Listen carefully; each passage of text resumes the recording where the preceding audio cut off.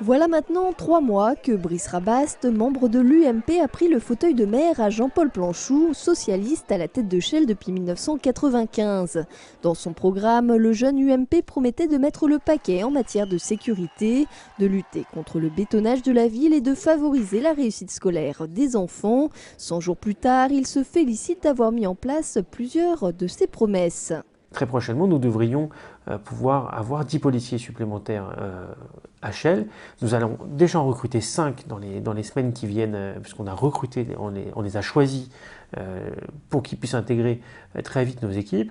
Nous avons aussi prévu, et les études et travaux vont commencer assez vite, pour l'installation d'un poste de police municipale au Coudreau, comme nous étions engagés. Autre réforme, l'urbanisme. La révision du PLU a été votée en conseil municipal le 15 mai et un permis de construire a été retiré à un immeuble qui devait être à côté du parc du Souvenir.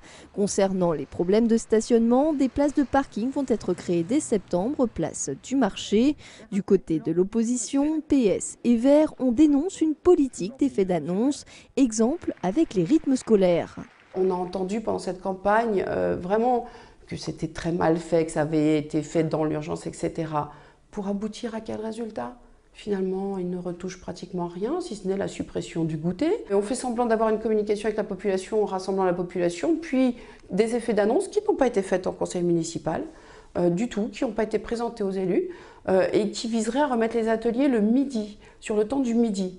Or, ça veut dire que les enfants qui ne mangent pas à la cantine n'y auraient pas droit. L'opposition regrette également que les commissions se déroulent sans eux et que les décisions prises en conseil municipal ne leur soient pas détaillées.